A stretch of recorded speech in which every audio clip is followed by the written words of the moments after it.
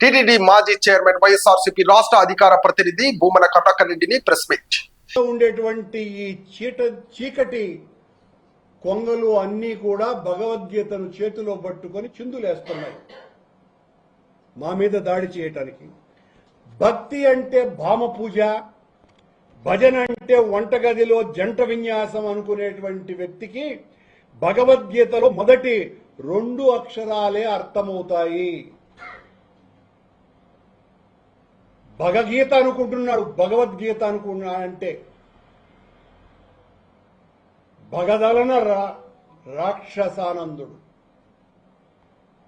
దాని మీద మీరు మాట్లాడమా? యువతరం సులభంగా తెలుసుకోవటానికి, అర్థం చేసుకోవటానికి, ఆచరించటానికి సులభ శైలిలో రాసినటువంటి అత్యుత్తమమైనటువంటి పుస్తకం. ఈ పుస్తకాన్ని ప్రింట్ చేసి విద్యార్థులకు పంచాలా అన్నటువంటిది టీటీడీ మాన్యువల్లోనే ఉన్నది. మీరెవ్వరూ కూడా మీ హయాలల్లో చేయని పని నేను ఆ మాన్యువల్ని బయటికి తీసి భగవద్గీతను పిల్లలకి అందించేటువంటి కార్యక్రమం చెయ్యాలని నిర్ణయించుకున్నాం. ఆ పుస్తకాలు మేము బయటికి వచ్చిన తర్వాత ప్రింట్ అయి వచ్చినాయి. వాటిల్లో నాది ధర్మారెడ్డి గారి ముందు మాటలు చూసి భరించలేక, సహించలేక, ఓర్వలేక బిఆర్ నాయుడు గారు ఇసిరి ఆడబారేశారు. దీంట్లో ఏమున్నది కాదయ్యా, వచ్చి నాకు చూసుకొని మా ఇద్దరి పేర్లు చించేసి నీ పేరు ఈవో పేరు వేసుకొని ఉండొచ్చు కదా.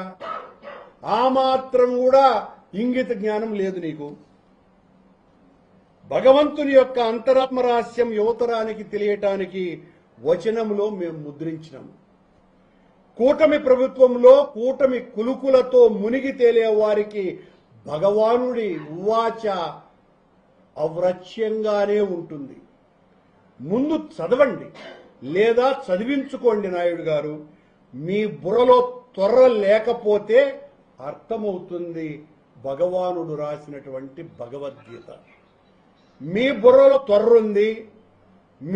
మీరు మాట్లాడించినటువంటి వాళ్ళందరికీ కూడా ఆ త్వర్రున్న వాళ్ళ చేతనే ఈ భగవద్గీత మీద డిబేట్లు, ప్రెస్ మీట్లు పెట్టిస్తున్నారు.